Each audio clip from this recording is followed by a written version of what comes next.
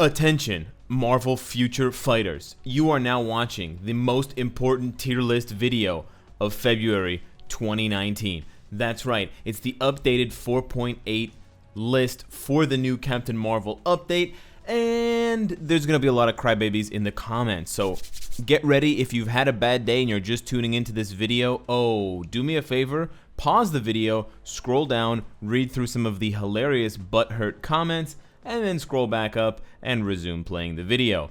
Let's get into it. So there's been quite a few changes. Of course, there are always the additions of new characters. We've got your Nick Furies, your Koraths, your Minervas, and then we also have the additions of characters with new uniforms. So we've got Captain Marvel down here in the end of Mythic tier, and then we've got Ronan at the top of the Heroic tier.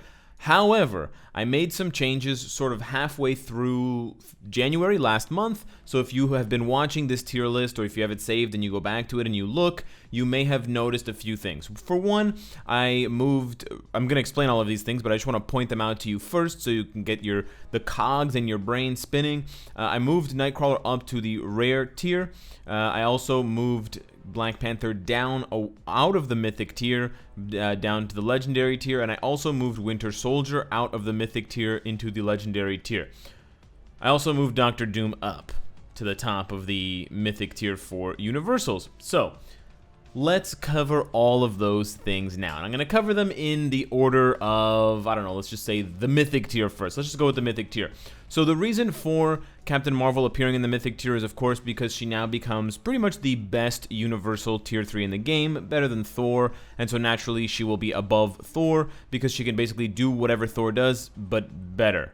Not a lot better, sadly, but still better than Thor. Her damage is certainly better, her PvP potential is certainly better, and the cost is the same, so it really doesn't make much sense to not have her on this list. She's available for 2 days of ABX, whereas Thor is only available for 1, and it appears that, and I still have to do more testing personally, but from everything I've seen from other members of the Marvel Future Fight community, it seems as though Captain Marvel is a legitimate threat for PvP, so I did put her slightly above Thanos because of that. Thanos is still good for PvP, but honestly, something in the back of my head is just telling me that he's slipping a little bit. He's got the fewest number of iframes out of the true heavyweights, and although his iframes have priority, his 5th is quite weak. His 4th is amazing, but his 5th is quite weak. And he has the least amount of penetration, and he doesn't have ignore dodge, so I don't know, I feel like Thanos' stock is kind of dropping. Just let me know what you think in the comments. It's just a feeling I have. It's not based on any statistics. Oh, by the way, I also have to say this somewhere in the video. All of these ideas that I'm throwing at you, this entire tier list that you're seeing over here, is my opinion. So if you get upset about it, or if you're insulted, or you think I'm wrong, great.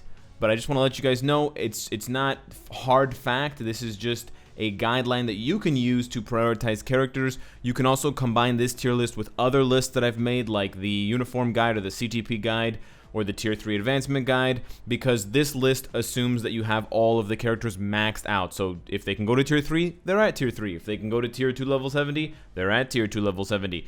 But still, it's just my opinion, and I can absolutely be wrong about certain things, and that's why I keep updating these videos.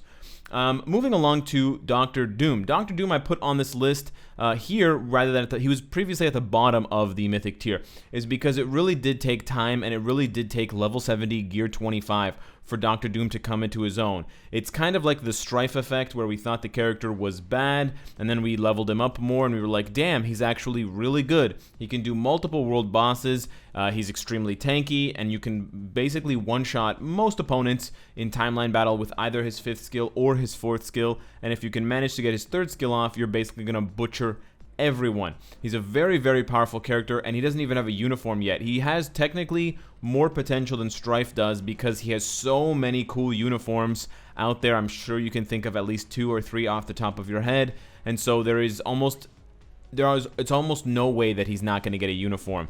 Now, if it's like Jean Grey, it might take 2 years for him to get a uniform, but still, Strife doesn't really have many looks in the comics, so it's going to be a bit more of a stretch to get Marvel to approve of a look for him, rather than like selling Marvel on, the white God Doom uniform. Everybody wants that. That's going to pull so many sales, and that's going to bring so many new players into the game when they see that being advertised instead of, you know, Shredder Volume 2, Return of the Fist kind of thing. So that's just my take on it, but he is a very powerful character, and he's a very good two-way character for PvP and PvE.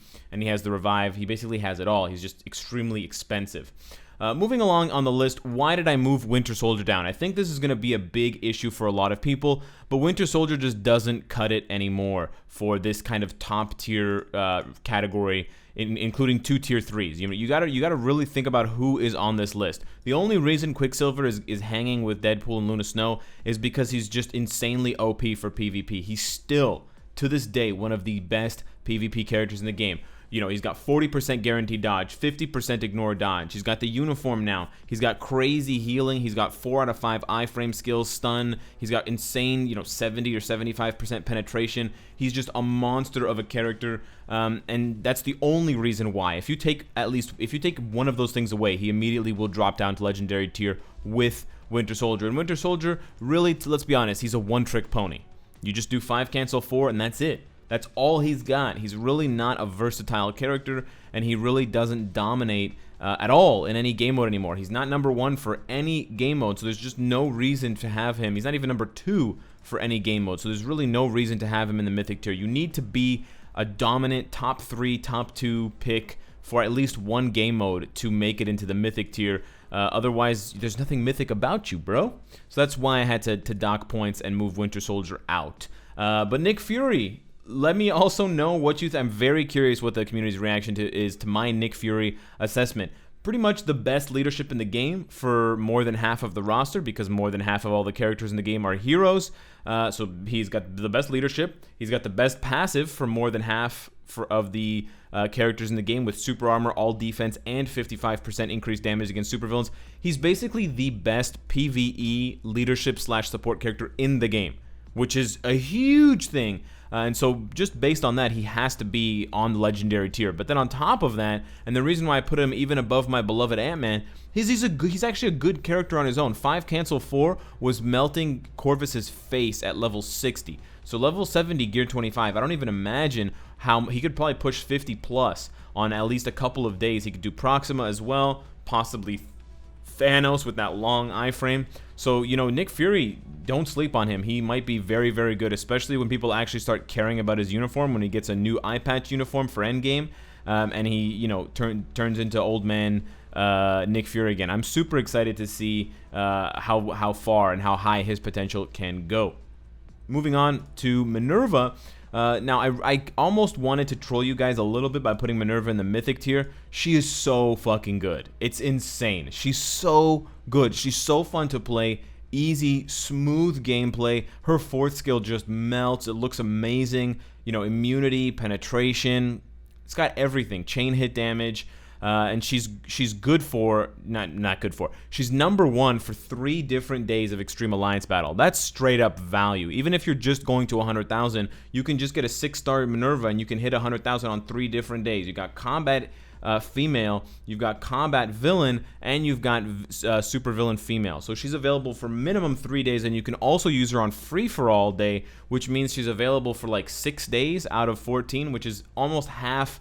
It's almost a full week of days out of 2 weeks that you can use. Almost 50% of ABX you can use Minerva, which is absolutely insane. So she has to be up high on the legendary tier. Now, one-on-one, is she better than tier 3 Mr. Fantastic? No. Is she better than tier 3 Black Panther? Probably not. So there is a little bit of an inflation going on right now in her gear and her ranking here. So I do acknowledge that maybe she could slide down a couple of points, but there's no way she's below Apocalypse. Let me just make that clear. She's so far above Apocalypse that I just had to make this clear by doing this. And I just want to emphasize how good she is by having her here. On the other hand, sorry Black Panther, it's not a diss to you, but you're just not in the same category as Captain America. You're not number 1 for any game mode. You're not really a threat at all in PvP, and I just don't see people using Black Panther much. And he's not a force at all. He's He's okay for GBR, but he's not even as good as Mr. Fantastic with his tier 3 skill. So I just don't see Black Panther. It's really hard for combat types to break into the mythic tier. Captain America sets a very high bar with his insane stat bump for tier 3 and his insane tier 3 skill damage and self buffs. So it's just really hard to stack up to him, and then just to put him. I mean, imagine putting Black Panther alongside Scarlet Witch and Sharon Rogers. Does that make sense? No, it doesn't. He doesn't compete with any of these characters. The only characters Black Panther and Mr. Fantastic compete for in this entire mythic tier is possibly Ghost Panther, Nova, and Ant-Man, and that's it. And that's only because 2 of those characters can't even get to level 70. I don't want to know how strong they're going to be when they can get to level 70, and they're probably going to make some of the existing tier 3s, including Thor, look like little bitches. So yeah, that's why Black Panther had to take a little dip. Moving on to Korath. Korath is an interesting one. I think his value could fluctuate depending on how well he plays on his actual day. Now, I don't have the data yet, of course, for Speed Villain because we haven't had it yet, but what I've seen people simulating Speed Villain on the free-for-all day using a Speed Villain team of Sin's leadership with Korath, and I believe just any third character will do, possibly, I don't know, Kraven.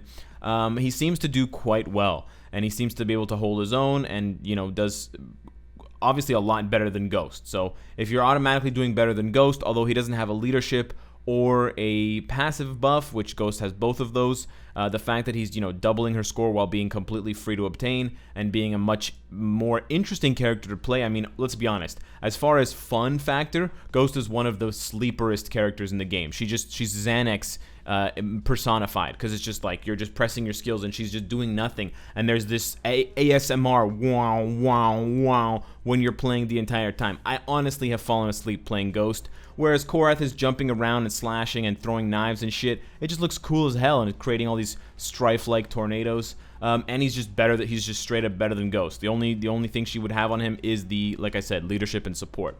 Then we have Ronan. Ronan moving to the top, in my opinion, to the top of the heroic tier. Now, this does put him alongside characters like Loki, who, okay, Loki's not great anymore, but he can still do work. I mean, he can do high Shadowland stages quickly. He can do some low world boss ultimate. It's possible that Ronan could be a little bit better than this, but then I look at the bottom of the legendary tier. Cull Obsidian. Is Ronan better than Cull Obsidian? I don't think so, dude. Cull Obsidian has a Hulk heal, has all defense down on his 4th skill, iframes, immunity. No, dude.